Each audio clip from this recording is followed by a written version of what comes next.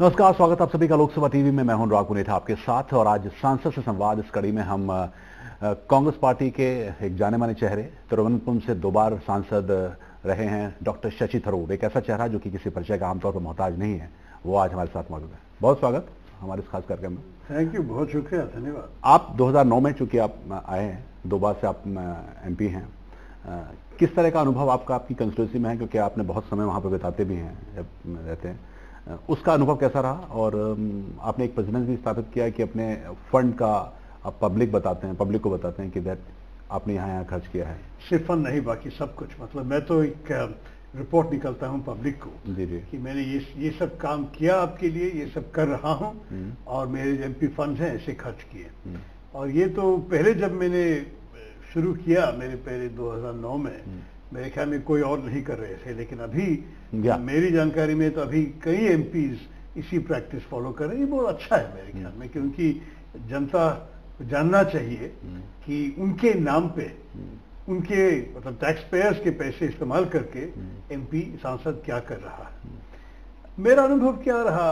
पहली बात यह है कि बहुत बहुत अजीब था। मैं तो अभी कितने यूनाइटेड नेशंस में करीब 29 साल काम करके और विदेश में 34 साल रह के भारत वापस आना, इलेक्शन लड़ना, और हमारे सबसे गर्म सीजन में, मतलब मार्च अप्रैल के इलेक्शन थे आपको 2009 में, और यहाँ भी इस वक्त भी 2014 भी मार्च अप्रैल में इलेक्शन था। तो ये गर्मी में रास्ते में जाके, गांव में जाके, हर दुकान में और घर में जाके लोगों का वोट मांगना, ये तो नया अनुभव था मेरे लिए। मैं तो ऐसे कुछ कभी नहीं किया था पहले। लेकिन एक बहुत अच्छे एस्पेक्ट है इसके कि जनता के साथ जो कांटेक्ट होते हैं। जब मैं ऑफिस में बैठ के लोगों से मिलता हूँ, वहाँ तो 1 घंटे के अंदर करीब 250 लोग आ जाते हैं। तो 1 घंटे के जो टाइम एलोकेशन किया वो तो 3 घंटा हो जाता ही है। लेकिन जनता के एक एक प्रॉब्लम जानने के लिए और उनको मदद करने में काफ़ी सेटिस्फैक्शन होता है। दूसरी चीज़ ये जो इतना पॉजिटिव शायद नहीं हो कि 90% लोगों के डिमांड्स पर्सनल चीज़ें के बारे में होते हैं। राइट। कि उनको प्रमोशन चाहिए, उनको ट्रांसफर चाहिए, उनको तनख्वाह चाहिए, उनको जॉब चाहिए। लेकिन विकास के मतलब कनेक्टेड इश्यूज पे, विषय पे उतना ज़्यादा प्रपोजल्स नहीं मिल जाते हैं पब्लिक से। ये मैं ज़रा सा रिग्रेट करता हूँ, क्योंकि मेरे ख्याल में सबसे ज़्यादा महत्वपूर्ण जिम्मेदारी एक MP का है कि आप दिल्ली में बैठ के या पार्लियामेंट के चर्चे में आपकी कंस्टिट्यूएंसी के सारे ज़रूरतें लोगों को समझाएं, या आप मंत्रालय में जाके वहाँ के मंत्री और ब्यूरोक्रेट से मिलके आपकी कंस्टिट्यूएंसी के लिए कोई बेनिफिट्स ले आए। मैं कहूँगा बहुत खुशी से कि मैं ये कर सका, पर्टिकुलरली फर्स्ट टर्म में, क्योंकि फर्स्ट टर्म में वैसे भी सरकार तो हमारी ही थी और शायद ज़्यादा सिंपैथी की तरफ से। लेकिन एक उदाहरण आपको अगर दे दूँ, हमारी कंस्टिट्यूएंसी में 40 साल से एक नेशनल हाईवे बाईपास प्रोजेक्ट बात चल रही थी। मतलब 40 साल पहले वो जमीन पे और रुका हुआ था एक कारण या दूसरे कारण के लिए। ये नहीं, एक बार उसने कोशिश किया उसको इनॉग्रेट करने, उसको टेक ऑफ करने के लिए, लेकिन जो कुछ करना था गजट नोटिफिकेशन 2 साल के अंदर, सब कुछ जो 2 साल के अंदर करना था वो नहीं कर पाए और फिर लैप्स हो गया। तो जब मैं आया 2009, मुझे इसके बारे में मालूम नहीं था, लेकिन लोग आके कहने लगे कि देखिए हमको जी नहीं सकते, ये जमीन पे पत्थर लगाए हुए सरकार के, इसलिए कोई खरीदेगा नहीं हमारे जमीन या हमारे मकान, ना हमें कोई इससे कुछ बेनिफिट होता है, या आप ये प्रोजेक्ट को कैंसिल करवा दीजिए या बनवा लीजिए। तो मैंने इसको बिल्कुल एक चैलेंज जैसे लेके 3 मंत्री को उससे मिलना पड़ा, बहुत बहुत ब्यूरोक्रेट से, नेशनल हाईवे अथॉरिटी के लोग से, हर स्टेज पे phone call, meeting, follow up करके अंत में मैं बहुत खुशी से कह सकता हूँ ये हो गया। अंत में गवर्नमेंट प्रेस ऑफिसर को भी फोन करके कि ये गजट इस दिन के पहले छपाना ही है, सारे ही मैंने खुद किया टू बी श्योर कि ये प्रोजेक्ट आ जाएगा। और जब लोगों के रिएक्शन देख सके, क्योंकि चुनाव के पहले ये जो चेक्स देते हैं ना लोगों का उनके जमीन का टेक ओवर करने के लिए, पहले चेक्स जब मुख्यमंत्री ने दे दिए उनको, उनके चेहरे में मुझे पता चल गया कि इस बार really I have made a difference. तो इसके लिए ऐसे ऐसे चीजें तो हर रोज तो नहीं होते हैं, लेकिन जब कर सकते हैं तो बहुत सेटिस्फाइड। 2000 में आपका विक्टिम मार्जिन बहुत ज्यादा था, अप्रॉक्सीमेटली 1 लाख। 2014 में कम हुआ, लेकिन ये भी कहा गया कि डिस्पाइट मोदी वेव आपने जीत लिया। ये आपका किस वजह से, आपकी छवि, आपकी इमेज और हार्डवर्क? देखिए, मुझे तो कोई शक नहीं है कि मेरी कड़ी मेहनत की रिजल्ट है ये, क्योंकि जैसे मैंने कहा कि ये नेशनल हाईवे की बात, और वो लोग जानते थे कि ये हाईवे आने वाला है, क्योंकि लैंड ट्रांसफर के चेक्स मिल गए थे और प्रोजेक्ट का अनाउंसमेंट हो गया था, टेंडर निकल गए थे। तो इसलिए हमारे कंस्टिट्यूएंसी में 7 MLA कंस्टिट्यूएंसीज है, और ये हाईवे 3 कंस्टिट्यूएंसीज में पूरे जाने वाले हाईवे हैं, ये बाईपास। तो इसलिए उस तीनों में मेरे ख्याल में जनता बहुत खुश है मुझसे। और दूसरे भी उदाहरण है, एक और एरिया है हमारे, जरा रिमोट एरिया है, जरा सा ट्राइबल भी है, तमिलनाडु बॉर्डर के पास, वहाँ हिल्स है, वहाँ एक बड़ा रेलवे स्टेशन बनाया था बहुत बहुत साल पहले, लेकिन उसमें ट्रेन तो नहीं रुक रहे थे, शायद दिन में 1 ट्रेन ऐसे कुछ। और वहाँ के लोग कहते थे कि हमें बहुत दिक्कत है, क्योंकि वहाँ से शहर जाने के लिए करीब 2 घंटे लगते हैं बस में, बहुत महंगा भी होता है, 40 रुपए 50 रुपए देना पड़ता है, और सुविधा भी नहीं है, टाइम ज्यादा, खर्च ज्यादा, और कोई सुविधा नहीं। देखिए, ट्रेन को यहाँ रुकवा दी, इतने ट्रेन थे जो इसी रास्ते से जाते हैं तमिलनाडु से, कहीं एक्सप्रेस ट्रेन को रुकवा दीजिए। तो मैंने इसका भी मैंने कोशिश किया। ये लोग, ये डिमांड तो करीब 30 साल से चल रहे थे, लेकिन किसी को नहीं कर पाया। बाय चांस और by goodwill railway board chairman से बात करते हुए ये सब कर पाया, और एक नहीं लेकिन 4 ट्रेन अभी उस स्टेशन पे रुक रहे हैं। और इसलिए जो 2 घंटे लगता था अभी 40 मिनट में, और जहां 50 रुपया देना था अभी 10 रुपये हो गए, 10 रुपए की टिकट में ये लोग उनके काम के लिए शहर जा सके। बहुत खुश रहा, और वहां तो मुझे बहुत बहुत बड़ा मेजॉरिटी मिल पाया उस कंस्टिट्यूएंसी में। तो ऐसे ऐसे वर्क के रिजल्ट्स, मेरे ख्याल में केरल के वोटर्स ऐसे नहीं है कि सिर्फ जाति पे या धर्म पे या आइडियोलॉजी पे वोट देते हैं। कभी कभी ऐसे होता है, क्योंकि हर प्रदेश में पार्टी लॉयल्टीज तो होते हैं, कास्ट लॉयल्टीज होती हैं, तो हमारे देश में ऐसे ही हैं। शायद लिटरेसी रेट वहाँ ज्यादा है, इसलिए भी है। हाँ, वो लोग एजुकेटेड लोग हैं, मतलब अनपढ़ तो बहुत कम है केरला में। 95% कहा जाता है।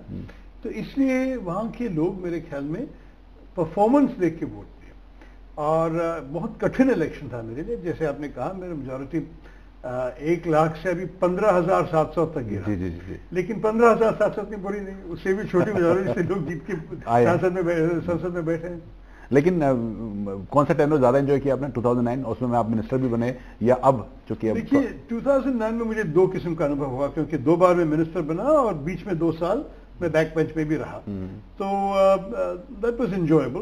मैं सिर्फ ये कहूंगा कि ऑब्वियसली मैं तो राजनीति में आया सरकार के लिए और देश के लिए काम करने के लिए, और इसलिए मंत्री बन के सरकार में काम करना एक्चुअली वो मौका काफी महत्वपूर्ण रहा मेरे लिए, and I was happy to make a contribution, specially वो फॉरेन ऑफिस वाला, क्योंकि मैं तो वही उसी बैकग्राउंड से आया हुआ था। लेकिन बैक बेंचेस में भी मुझे बहुत प्रेस्टिजियस भाषण से बोलने का मौका सरकार ने दिया मुझे, इसलिए मैं बहुत आभारी हूँ, क्योंकि मैं ये motion of thanks to the president's address जो कहते हैं ना, वो पूरे सरकार के पॉलिसीज के बारे में भाषण बोलने का मौका, या जब हमारे पार्लियामेंट के 60वां सालगिरह रहे, 60th एनिवर्सरी डिबेट, तो हमारी पार्टी ने सिर्फ हमारे जो राष्ट्रपति बने श्री प्रणब मुखर्जी, सोनिया गांधी जी और मैं बोले, तो मुझे तो ये ऐसे ऐसे मौका मिलने, वो तो बैक बेंच में रह के भी मुझे अच्छा मौका मिला। मैं काफी खुश हूँ। ऑपोजिशन में रहने में फर्क ये है कि आपको शायद इतने सारे प्रोजेक्ट्स को आगे बढ़ाना इतना आसान बात नहीं है, इतनी आसान बात नहीं है, क्योंकि नेचुरली सरकार आपके नहीं है, और सरकार अपनी ही प्रायोरिटीज को मानेगी। फिर भी मैं शिकायत नहीं कर रहा हूं, क्योंकि ये हाईवे के विषय पे हमने काम शुरू किया था चुनाव के पहले, लेकिन चुनाव के बाद जो फॉलोअप करना था उसमें मुझे पूरी सहमत मिले, मतलब गडकरी साहब और उनके मिनिस्ट्री के साथ फुल कोऑपरेशन मिलके अभी प्रोग्रेस अच्छी तरह चल रहे हैं। मैं तो जाके इंस्पेक्शन किया नेशनल हाईवे पे। तो ऐसे कई रिजल्ट्स भी हैं जमीन पे, लेकिन ज्यादा हमें मौका मिल रहा है बोलने में। क्योंकि हम तो सारे डिबेट्स पे कांग्रेस पार्टी को कुछ बोलना ही है, और कुछ विषय पे पार्टी मुझे बुला रहा है बोलने के लिए। इस साल बजट डिबेट में मैंने लीड किया, पिछले साल में बजट डिबेट में सेकंड स्पीकर रहा। तो ऐसे मेरी राय देने के लिए और पार्टी के जो विजन है, दृष्टिकोण है, वो देश को दिखाने का मौका मुझे मिला है। You were born in London, studied in Mumbai, Calcutta and Delhi, worked in different parts of the world, and अब now आप हैं, तो आपको क्या कहा जाए, मतलब ग्लोबल सिटीजन कैसे किधर ज्यादा कनेक्ट कर पाते हैं? प्रथम तौर पे मैं तो इंडिया का सिटीजन हूँ, भारतीय हूँ। ये तो हम सब जानना चाहिए, क्योंकि मैं लोगों से हर तरफ कहते थे कि क्योंकि मैं लंदन बॉर्न था, लेकिन मैं ब्रिटिश पासपोर्ट कभी नहीं लिया। और जब लोग पूछा क्यों नहीं, बहुत सुविधा है, मैंने कहा देखिए सुविधा एक बात है, लेकिन जब मैं शीशा में देखता हूँ, मैं एक भारतवासी को देखता हूँ। मैं तो इंडियन हूँ and I will remain Indian citizen. लेकिन इंडियन सिटीजन होते हुए ही मैं ग्लोबल सिटीजन भी कह सकता हूँ, क्योंकि मुझे I am very comfortable anywhere in the world. आप मुझे कल न्यूयॉर्क भेज दीजिए, अरब वर्ल्ड भेज दीजिए, अफ्रीका भेज दीजिए, मुझे कोई दिक्कत नहीं होगा, कोई प्रॉब्लम नहीं होगा। लोगों से बात करने के लिए, उनकी रीति समझने के लिए कोई दिक्कत नहीं है। वैसे बहुत साल विदेश में रहा हूँ, और 29 साल यूनाइटेड नेशंस में काम करने के साथ नेचुरली एक कॉस्मोपॉलिटन वर्ल्ड भी बन जाते हैं आपके मन में। तो इंडियन हूँ, लेकिन हाँ, दुनिया का इंडियन हूँ। लेकिन मुझको एक याद आ रहा है कि मैं 2005 में आपसे यूएन में मिला था, और जब कम्युनिकेशन के हेड थे आप, उसके बाद जब आप पॉलिटिक्स में आने का निर्णय लिया, आपने डिसाइड हुआ, तो यहाँ पर कहा गया एक सेक्शन ऑफ द मीडिया में कि he will not be fit in the Indian context, और वो वहाँ रहे हैं, उनको समझ में नहीं होगा। वो तो 2 साल चले जाए, ये मिसफिट थियरी। हाँ वो, लेकिन एंजॉय किया या हिकअप्स हैं या नहीं? बहुत मुश्किल तो फर्स्ट 2 इयर्स में कितना मुझे प्रॉब्लम सहना पड़ा। अग्नि परीक्षा बिल्कुल चलनी पड़ी। आपको पता है कि जो भी मैंने कहा उसको ट्विस्ट करने के लिए लोग तैयार थे। एक ट्वीट निकला तो बहुत विवाद, राजनीतिक विवाद बन गए मीडिया में। और वो पहला साल तो बहुत मिजरेबल, मतलब मैं सही बात कहूँ तो मुझे खुश रहने का मौका, मुझे काम में बहुत खुशी मिली, उस काम भी छोड़ना पड़ा ये सब फॉल्स कंट्रोवर्सीज की वजह से। तो इसलिए मुझे अभी भी लग रहा है कि that was a very tough experience. उसके बाद नेचुरली लोग मुझे एक्सेप्ट करने लगे, और अबव ऑल केरला में एक अच्छी चीज हुई मेरे रेजिग्नेशन की वजह से, क्योंकि वो विदेश कार्यालय में काम करते, मुझे बिल्कुल ट्रिवेंड्रम में काम करने के लिए टाइम नहीं मिल रहा था। एक्चुअली मैं तो वैसे भी मुझे बहुत विदेश में भेज रहे थे, लैटिन अमेरिका, अफ्रीका और मिडिल ईस्ट थे मेरे रीजन, और इन देशों में ट्रैवल करते हुए मेरा टाइम सारा वहां गुजर गए। और यहाँ दिल्ली पे भी नहीं, दिल्ली पे भी दूसरों देशों के मिनिस्टर्स को रिसीव करना पड़ा। सारे फ्रेंच बोलने वाले देश, क्योंकि मेरी फ्रेंच भाषा काफी अच्छी है, तो उनके साथ सारे कॉन्टेक्ट्स के लिए जब वो लोग इंडिया आते थे, मैं जरा होस्ट के रूप में बैठा रहा। तो ऐसे मुझे लगा कि कंस्टिट्यूएंसी की शायद निगलेक्ट हो रहा था। पर उसमें ये कहा गया कि आपकी वजह से, शायद आपकी फ्रेंच प्रोफिशिएंसी की वजह से, वो जो रिलेशन इंडिया अफ्रीका थे कई देशों के, वो रिवाइव हुए और थोड़ा सा बेटर हुए, ये भी कहा जाता है। मैं खुश हुई सुन के, मैं तो कैसे कहूँ, लेकिन मैं तो आई डिड माय बेस्ट, यही कहूँगा। लेकिन जो ये मेरी रेजिग्नेशन के बाद मैं तिरुवनंतपुरम में बहुत ज्यादा टाइम दे सका, और इसलिए वहां रह के लोगों को पता चला कि ये मिसफिट नहीं, ये हमारा काम कर रहा है, और ये बिल्कुल सिंसेरिटी से तिरुवनंतपुरम की सारी जरूरतें दिल्ली तक पहुंचा रहे हैं। मैं उनसे कह रहे थे, देखिए मेरी मलयालम शायद इतनी अच्छी नहीं है, क्योंकि मैं यहाँ नहीं रहा, यहाँ पढ़ा भी नहीं।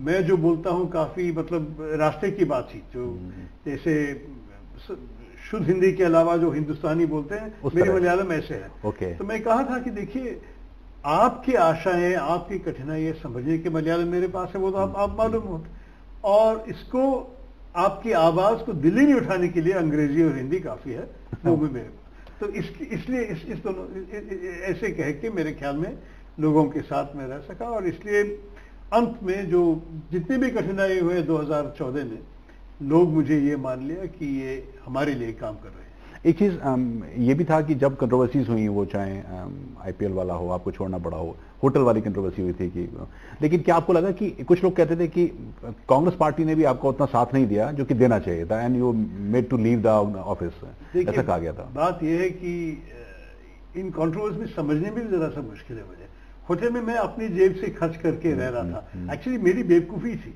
क्योंकि नेवल ऑफिसर मैस में या आर्मी ऑफिसर में उतने ही में रह सकता था, मतलब 10% कॉस्ट के लिए रह सकता था। लेकिन मुझे मालूम नहीं था ना, मैं विदेश से आया था, मैं ये सिस्टम कुछ पता नहीं था, मुझे कोई नॉलेज नहीं था।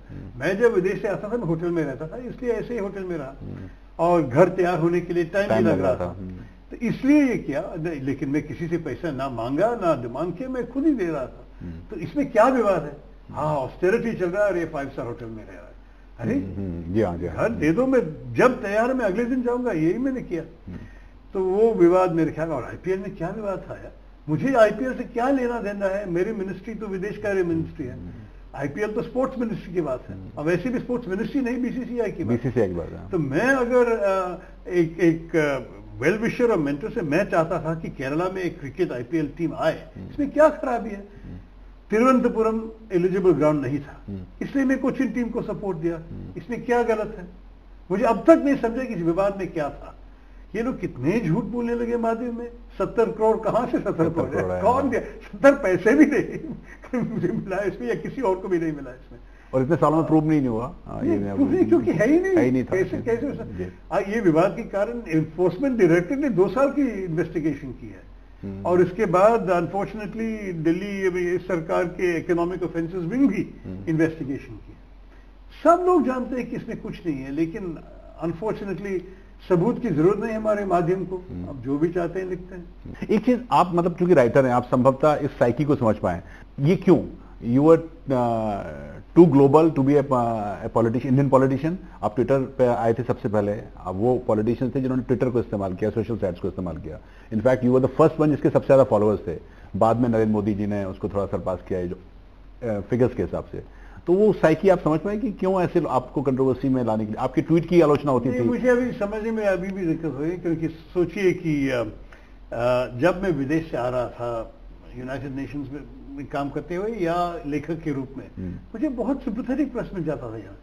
आप अगर पहले के पेपर्स देख लीजिए, मुझे यहाँ राजनीति के आने के पहले Indian media used to love me. मुझे बहुत फ्लैटरिंग प्रोफाइल्स, आर्टिकल्स, सब कुछ। मुझे द वीक का कवर दिया था, 2-3 और मैगजीन्स के कवर में मेरा फोटो छपा के मेरे बारे में अच्छे लिख रहे थे।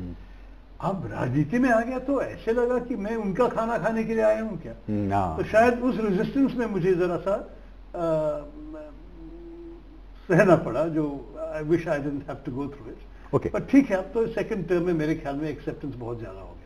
अब मेरा कुछ सवाल इस गवर्नमेंट के बारे में। इस दौरान जो भी आपने as a member of parliament opposition में रह के जो काम किया, इस गवर्नमेंट ने जो भी काम किया है, वो चाहे जीएसटी को लेकर हो, आजकल हल्ला सर्जिकल स्ट्राइक को लेकर है, फॉरेन पॉलिसी को लेकर है, आप चूंकि उससे जुड़े रहे हैं, इस गवर्नमेंट की पॉलिसीज को आप कैसे क्रिटिकली एनालाइज करते हैं? देखिए, मैं कहूंगा कि एक सांसद की जिम्मेदारी है देश के इंटरेस्ट देखने के लिए। हाँ, मेरी पार्टी का अपना ही विजन है, और रूलिंग पार्टी का अलग आइडियोलॉजी, अलग विश्वास होते हैं, लेकिन जब देश के इंटरेस्ट के बारे में कुछ कहना है तो नेचुरली मैं देश के बारे में ही सोचता हूँ।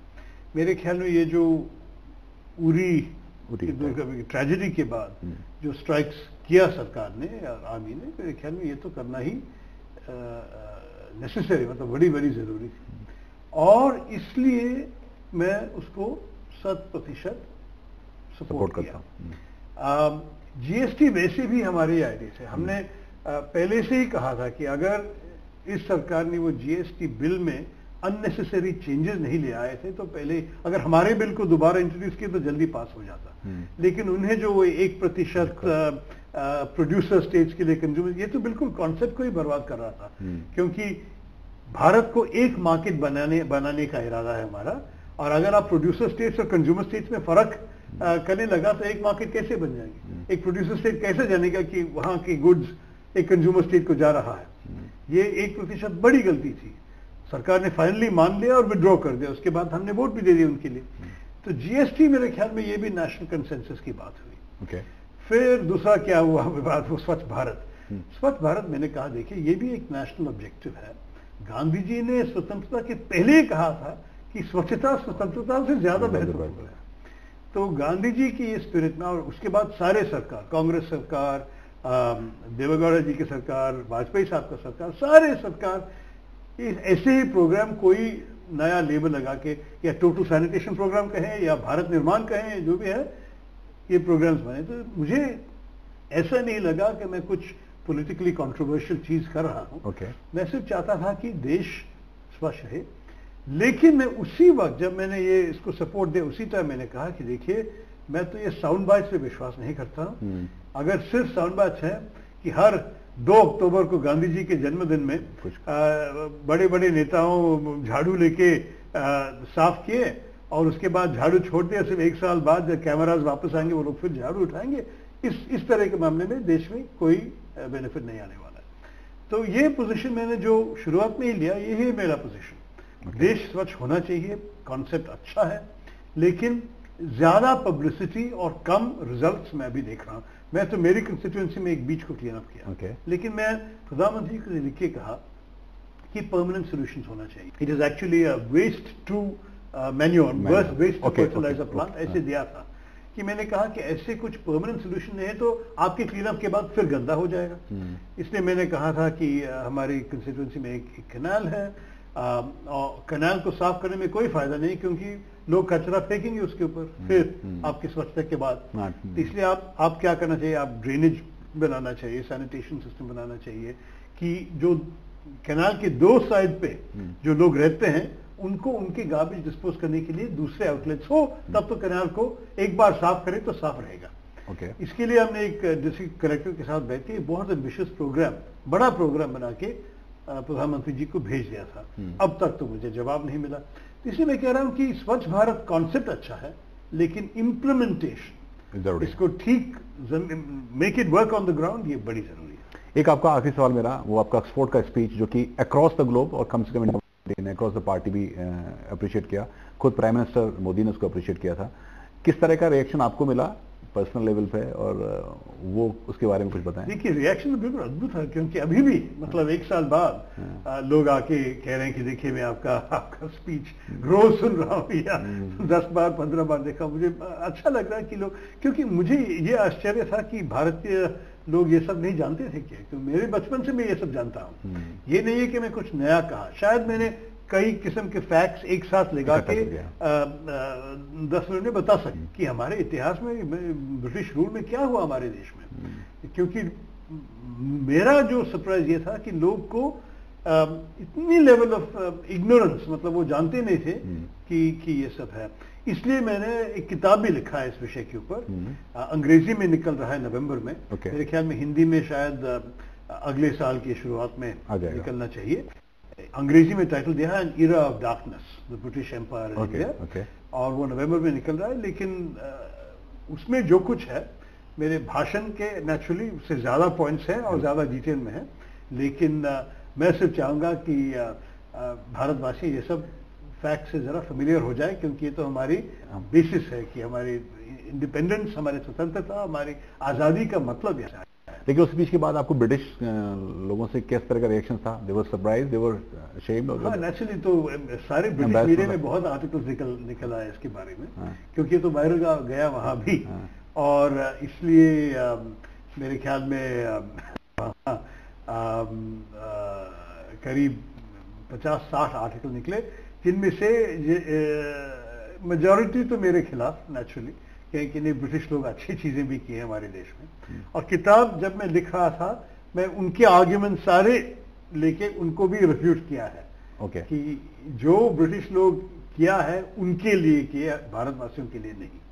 किताब पढ़ के देख लीजिए। बिल्कुल देखूंगा। I been told that French is very good, your English is impeccable, लेकिन आपकी हिंदी भी बहुत अच्छी है। आप शुरुआत में डर रहे थे जो आपकी मेरी हिंदी इतनी अच्छी नहीं है, आई मस्ट से कि आपकी हिंदी भी उतनी अच्छी है। आई एम वेरी श्योर कि हमारे जो व्यूअर्स होंगे वो उसको एंजॉय करेंगे। बहुत धन्यवाद, थैंक यू पूरे रेंज में बात करने के लिए। बहुत डॉक्टर शहीद थरूर, उन्होंने अपनी कॉन्स्टिट्यूंसी, अपना करियर और एक मेंबर ऑफ पार्लियामेंट और सरकार में रहने के दौरान तमाम चीज़ों पर हमसे विस्तार से बातचीत की। इस खास कार्यक्रम में इतना ही। नमस्कार।